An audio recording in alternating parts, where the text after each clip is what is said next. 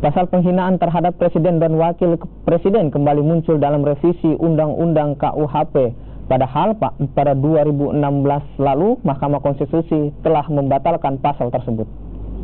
Berdasarkan draft RUU KUHP, seseorang yang menyebarluaskan penghinaan terhadap Presiden atau Wakil Presiden dapat dipidana penjara paling lama 5 tahun. Namun konten yang disebarluaskan tidak bisa dikategorikan sebagai penghinaan apabila dilakukan untuk kepentingan umum demi kebenaran dan pembelaan diri. Berdasarkan draft RUU KUHP, seseorang yang menyebarluaskan penghinaan terhadap Presiden atau Wakil Presiden dapat dipidana penjara paling